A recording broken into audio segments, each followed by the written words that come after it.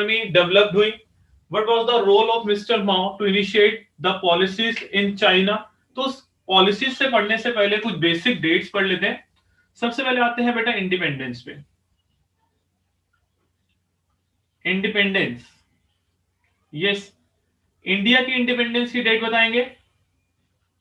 1947. 1947, year is 1947। Pakistan 1947. 1947. बेटा 1947। China 1949. 1949. 1949। चलो ये तो हो गया इंडिपेंडेंस। 1 मार्क के लिए जो मैं आपको कुछ डेट्स बताऊंगा, कुछ डेटा बताऊंगा, 1 मार्क के लिए इंपॉर्टेंट रहेगा आपके लिए। नेक्स्ट आते हैं बेटा first 5-year plan. First 5-year plan was initiated in India in कौन से ईयर में हुआ था बेटा? 1951. 1951। पाकिस्तान में 5-year plans were initiated in 1956. जब हमारा सेकंड प्लान स्टार्ट हुआ था। And in China 1953. First 5-year plan के बाद आते हैं बेटा इंपॉर्टेंट, जिससे तीनों की इकोनॉमी में ड्रास्टिक चेंज आया, दैट इज इकोनॉमिक रिफॉर्म्स। सबने अपने अपने अलग अलग इकोनॉमिक रिफॉर्म्स इंट्रोड्यूस किए। हमने रिफॉर्म इंट्रोड्यूस किया था जिसका नाम रखा था LPG, liberalisation, privatisation, globalisation. Model तीनों का सेम ही था। इंडिया में तो आई थिंक सो सबको पता, हमने चैप्टर नंबर 3 में पढ़ा हुआ है बेटा 1991. अगर हम बात करें पाकिस्तान, हमसे भी पहले कर चुका था बेटा इकोनॉमिक रिफॉर्म्स 1988, 3 साल पहले। चाइना 1978, ये भी एक रीजन है चाइना की इकोनॉमी का इंडिया की इकोनॉमी से आगे होने का, रिफॉर्म्स को जल्दी इनिशिएट करना। यहां तक कोई डाउट तो नहीं है बेटा? Independence, first 5-year plan, economic reform, ये सारे ईयर्स आपको पता होने चाहिए, टिप्स पे होने चाहिए। वाइवा में आपसे पूछे जाएंगे। प्रैक्टिकल पे अगर मान लो आप कहते हो सर हमने इस पे फाइल नहीं बनाई, आईईडी के किसी भी चैप्टर में बनाई हो, तो बेटा इनमें से कोई भी क्वेश्चन आपसे पूछा जा सकता है। क्लियर है? यस और नो? Yes, sir. ठीक है, नेक्स्ट पार्ट में मूव करते हैं। पॉपुलेशन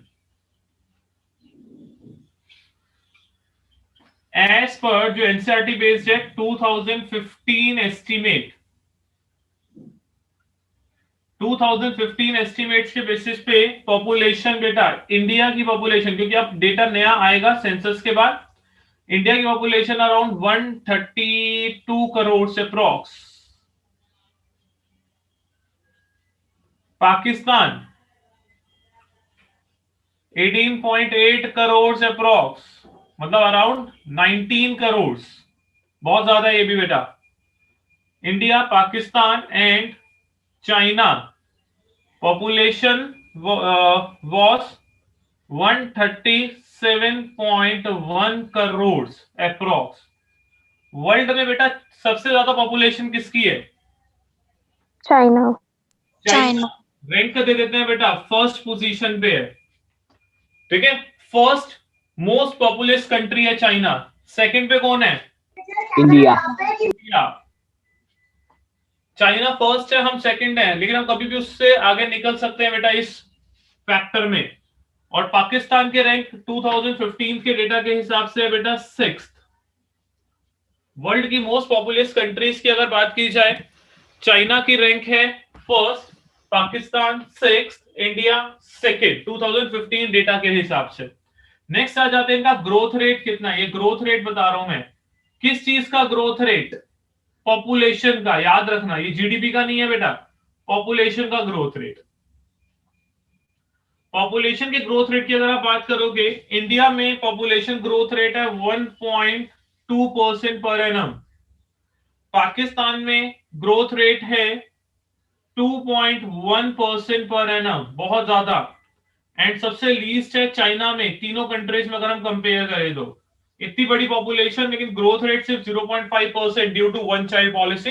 अब चाहे वो पॉलिसी विड्रॉ हो चुकी है, लेकिन लोगों में अवेयरनेस आ चुकी है, लोग ज्यादा एजुकेटेड है, इलिटरेसी कम है, जिस वजह से पॉपुलेशन का साइज थोड़ा सा कंट्रोल हुआ है।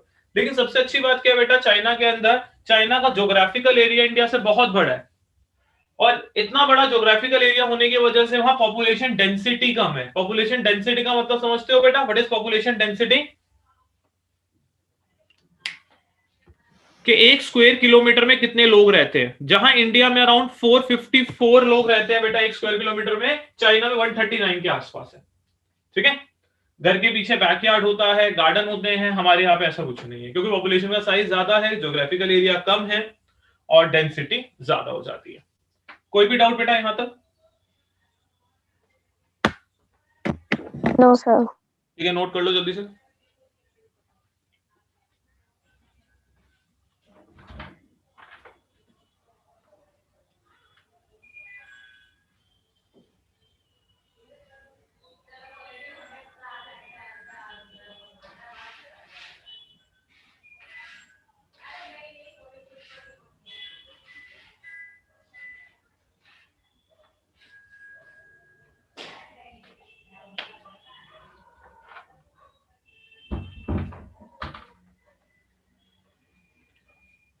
Done everyone? करें बेटा नेक्स्ट।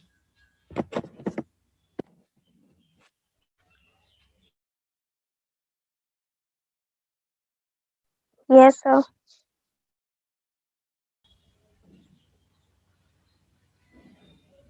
चलो बेटा, हो गया आई थिंक सो सबका।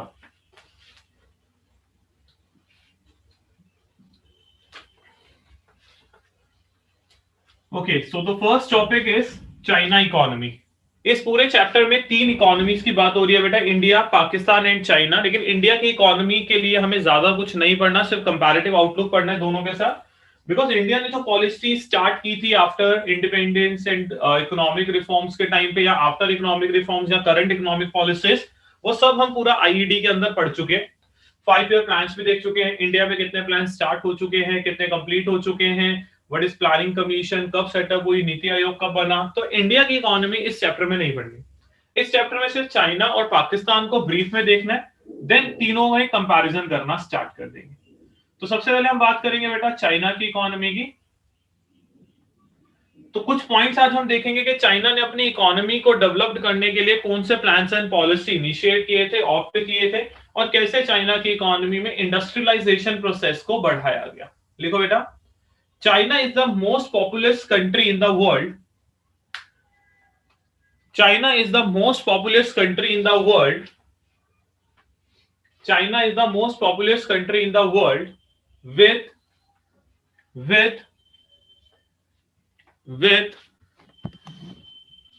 137.1 crores, with 137.1 crores people, with 137.1 crores people,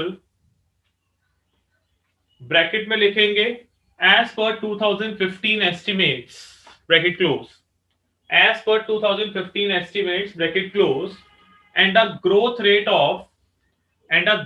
of 0.5%। ये ग्रोथ रेट जीडीपी का नहीं है बेटा, ये ग्रोथ रेट है पॉपुलेशन का।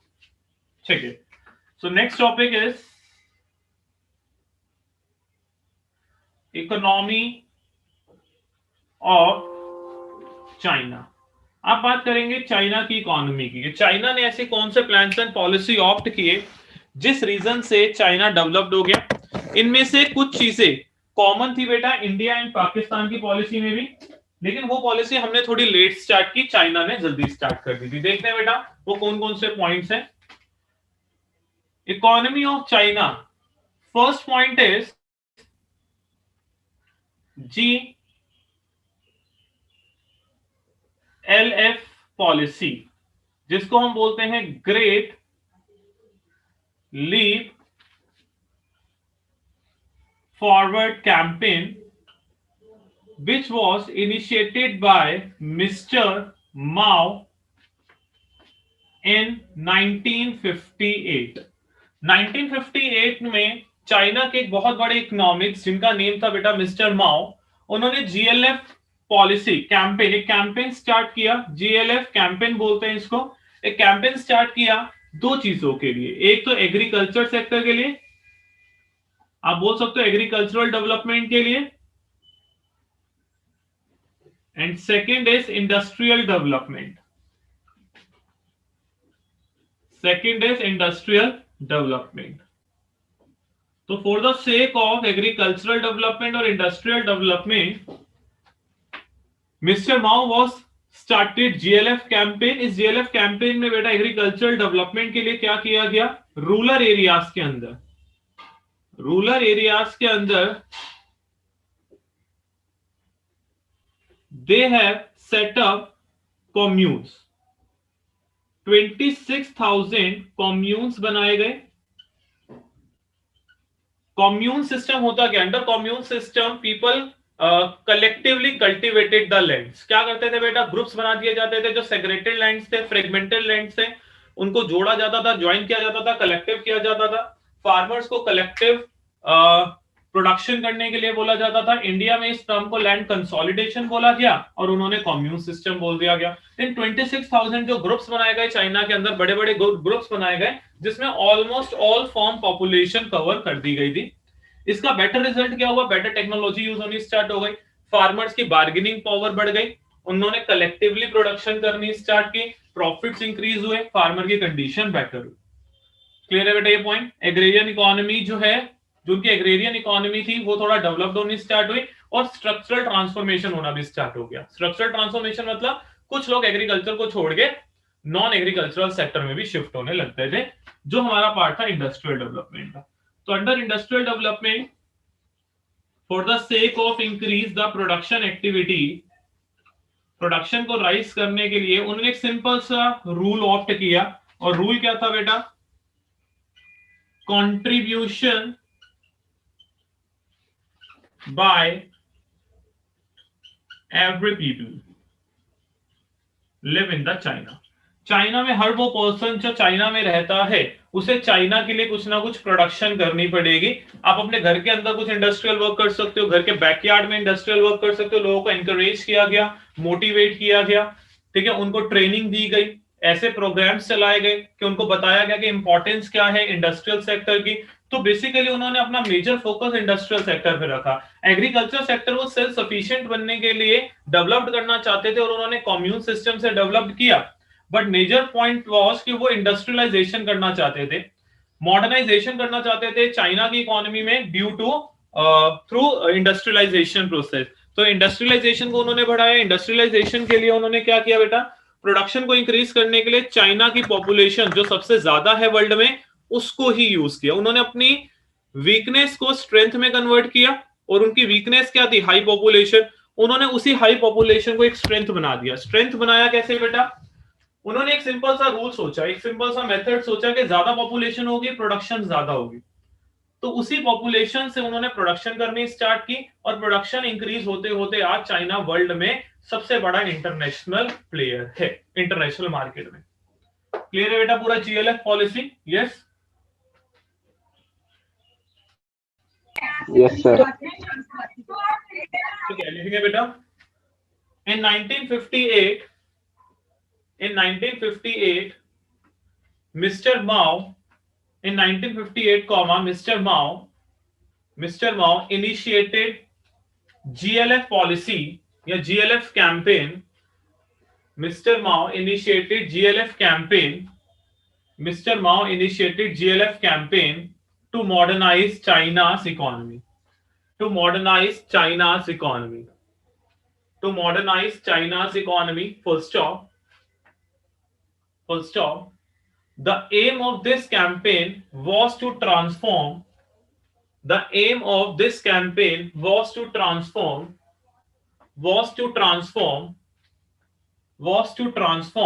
Agrarian economy into a modern economy.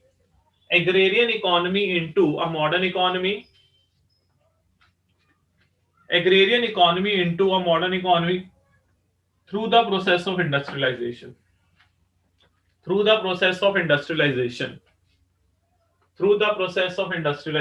Full stop. Under this program, comma, people were encouraged to set up industries. in their backyard. People were encouraged to set up industries in their backyard. In their backyard. In their backyard. Full stop. Next line में लिखेंगे एक line छोड़ के. In rural areas, comma, commune system were started. Commune system were started, comma, या full stop डाल दो, full stop. Under this system, comma, people collectively cultivated lands. People collectively cultivated lands. People collectively cultivated lands. Full stop. People collectively cultivated lands. Full stop. In 1958, there were 26,000 communes. In 1958, there were 26,000 communes, comma, covering almost the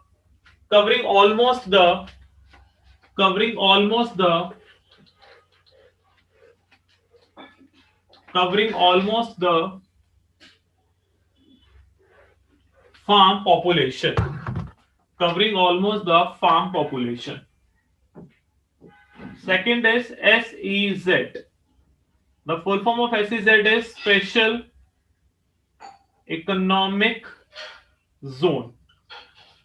economic zone बेटा वो zone होते हैं जहां पे trade करने के लिए foreign investors को कुछ लिबरल पॉलिसीज दी जाती हैं.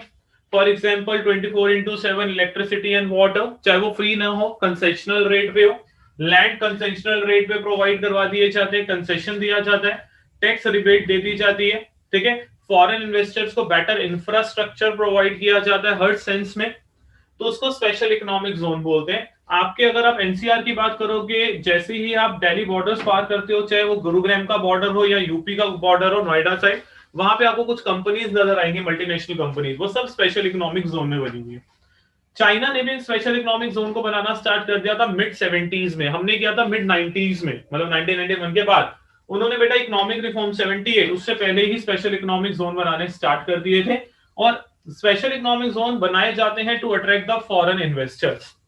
तो फॉरेन इन्वेस्टर्स चाइना में आने स्टार्ट हुए, कैपिटल का इनफ्लो होना स्टार्ट हो गया, फॉरेन करेंसी रिजर्व मेंटेन होना स्टार्ट हो गया, जिसकी वजह से चाइना के पास अच्छा खासा रिजर्व मेंटेन हुआ. क्लियर है? लिखेंगे in order to attract foreign investors, comma, special economic zones were set up. Special economic zones were set up. Special economic zones were set up. Special economic zones were set up. Full stop. Special economic zones were set up. Full stop.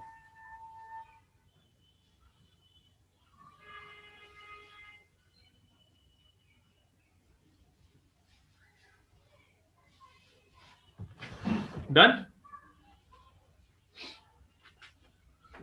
Yes, sir. ठीक है. तो next आता है बेटा dual pricing. Dual pricing policy क्या है? Dual pricing मतलब double price. दो टाइप के प्राइस. एक प्राइस है बेटा government price, which is fixed by the government, ये गवर्नमेंट डिसाइड करेगी. Second is market price, which is fixed by the market forces of demand and supply. ठीक है. मान लो ये एक प्रोड्यूसर है, ये फार्मर भी हो सकता है, एंड कोई इंडस्ट्रियल प्रोड्यूसर भी हो सकता है. फार्मर और इंडस्ट्रियल प्रोड्यूसर कोई भी हो सकते हैं. तो इनके साथ एक एग्रीमेंट था गवर्नमेंट का हर एक प्रोड्यूसर के साथ, कि जो भी प्रोड्यूसर है वो गवर्नमेंट से इनपुट परचेज करेगा फिक्स्ड अमाउंट में.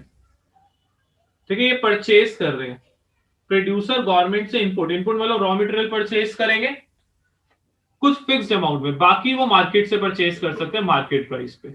मतलब अगर आप रॉ मटेरियल परचेज करते हो प्रोडक्शन करने के लिए, लेट्स से हम अप्रॉक्स वैल्यू लिख लेते हैं, 30% इनपुट आपको गवर्नमेंट से परचेज करना है, बाकी रेस्ट आप मार्केट से भी परचेज कर सकते हो. मतलब गवर्नमेंट से लेना जरूरी है. इस इनपुट का बेटा प्रोड्यूसर करेगा क्या? यस, इनपुट को आउटपुट में कन्वर्ट कर देंगे। ऐसा लगता है 12th सी ने मौन व्रत रखा हुआ बेटा, कोई बोल के ही नहीं, बस 2-3 बच्चे हैं क्लास में जो बोलते हैं बस। और इसका इंपैक्ट आपको आपके फाइनल प्रैक्टिकल में मैं जरूर दिखाऊंगा। जो बच्चे पूरा साल नहीं बोले उनके मार्क्स भी नहीं बोलेंगे। यस बेटा, तो प्रोड्यूसर आउटपुट प्रोड्यूस करेगा। जो भी प्रोड्यूसर ने आउटपुट प्रोड्यूस किया उसे मार्केट में आप सोल्ड कर सकते हो गवर्नमेंट को एंड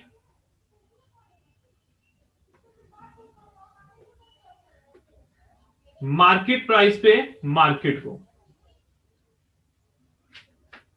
तो इनपुट भी गवर्नमेंट से परचेज करने पड़ेंगे, उस इनपुट से जो आउटपुट बनेगा वो भी गवर्नमेंट को परचेज सोल्ड करना पड़ेगा। यहां आप सोल्ड करोगे आउटपुट, लेकिन जो भी आपने आउटपुट सोल्ड किया है उसका भी एक प्राइस फिक्स्ड होगा जो गवर्नमेंट डिसाइड करेगी। बाकी अदर ट्रांजैक्शंस प्रॉफिट अर्न करने के लिए आप मार्केट में सोल्ड कर सकते हो। तो बेसिकली गवर्नमेंट क्या चाहती थी कि प्रोड्यूसर्स का गवर्नमेंट के साथ लिंक बने, गवर्नमेंट को पता चले कि कितनी प्रोडक्शन हो रही है, और ज्यादा से ज्यादा प्रोडक्शन प्रोड्यूसर से लेके गवर्नमेंट इसको एक्सपोर्ट करती थी और government foreign currency reserve maintain करना स्टार्ट कर देती थी। लिखेंगे बेटा, dual pricing means fixing the price in two ways. Dual pricing means fixing the price in two ways. Dual pricing means fixing the price in two ways. In two ways. First, producers were required to buy and sell. Producers were required to buy and sell. Producers are required to buy and sell fixed quantities of input and outputs. Fixed quantities of input and outputs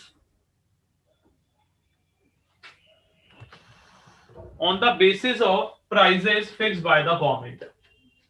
On the basis of prices fixed by the government. On the basis of prices fixed by the government. Second, for other transactions,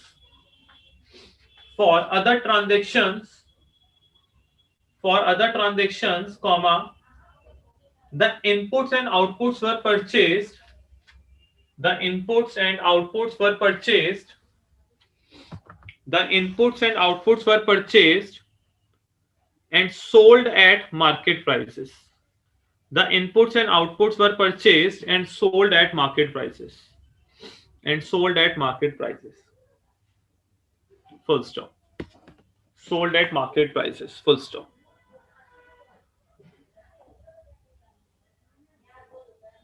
ठीक है बेटा, तो 3 policies मैंने आपको बता दी आज। सबसे पहले एक GLF ग्रेटली फॉरवर्ड कैंपेन जो मिस्टर माओ ने इनिशिएट किया। सेकंड है स्पेशल इकोनॉमिक जोन बनाए गए, डुअल प्राइसिंग पॉलिसी ऑप्ट की गई। इसके अलावा 2 चीजें हो रहे हैं, रिफॉर्म पीरियड इन चाइना जो 2 पार्ट्स में आया था, initial phase and later phase. इसमें क्या क्या हुआ था नेक्स्ट क्लास में बात करेंगे। और इसके साथ ही एक important part that is great proletarian cultural revolution. इसके अंदर क्या हुआ था, बेसिकली चाइना के अंदर जो प्रोफेशनल्स एंड स्टूडेंट्स है उनको ट्रेंड किया गया था कि कैसे कैसे इंडस्ट्रियलाइजेशन करनी है। ये स्टार्ट हुआ था 1965 में और 1966 से लेकर 76 तक चला था। क्या था ये पूरा का पूरा प्लान एंड पॉलिसी? 3 मार्क्स में आ सकता है अकेला पॉइंट, GPCR। इसे नेक्स्ट क्लास में देखेंगे। आज के लिए कुछ डेट्स मैंने आपको लिखवाई हैं जो आपको करनी है और 3 पॉइंट्स चाइना की इकोनॉमी के। क्लियर है बेटा सबको? Yes sir. Yes, sir. Pricing दोबारा बता दीजिए। किसको? Ishika, dual pricing. Yes sir. Ishika देखो सिंपल सा कंसेप्ट है। Let's say you all are producers और मैं गवर्नमेंट हूं, चाइना में हम रहते हैं। गवर्नमेंट ने एक पॉलिसी निकाली कि आप जब प्रोडक्शन करोगे you need raw material. Raw material चाहिए आपको। Yes sir. ये रॉ मटेरियल आप मार्केट से भी परचेज कर सकते हो, लेकिन कुछ फिक्स अमाउंट आपको गवर्नमेंट से भी परचेज करना पड़ेगा। गवर्नमेंट से जो आप परचेज करोगे उसका प्राइस गवर्नमेंट सेट करेगी। वो ज्यादा भी हो सकता है, कम भी हो सकता है, आप अपोज नहीं कर सकते। अब जो भी आप आउटपुट बनाओगे उस आउटपुट को प्रॉफिट अर्न करने के लिए आप मार्केट में सोल्ड करो, लेकिन उसका कुछ फिक्स्ड पार्ट आपको गवर्नमेंट को भी देना पड़ेगा। Okay sir. ठीक है, मतलब यहां पे गवर्नमेंट और प्रोड्यूसर के बीच में एक लिंक बन गया था। ओके ठीक है बेटा, चलो आज गवर्नमेंट ही सेट करेगी। इंडिया में कहाँ होता है बेटा? इंडिया में तो एमएसपी है, वो फिक्स थोड़ी होता है अक्षित, वो तो फार्मर की मर्जी होती है, वो बेचना चाहे या नहीं बेचना चाहे। यहाँ पे तो कंपल्शन था कि आपको देना ही है। और अच्छा, अगर एमएसपी यहाँ कम कर दी गई तो अगर गवर्नमेंट कहती है मार्केट प्राइस 50, आप हमें 30 में दोगे, दे देंगे लोग? बेस्ट एग्जांपल देख ले फार्मर का जो प्रोटेस्ट हो रहा है यहाँ पे इंडिया में। डेमोक्रेसी के अंदर ऐसी आप प्लान्स एंड पॉलिसीज बना ही नहीं सकते हो। ठीक है बेटा, चलो आज के लिए इतना ही करते हैं, नेक्स्ट क्लास में करेंगे बाकी। Now you can leave the meeting.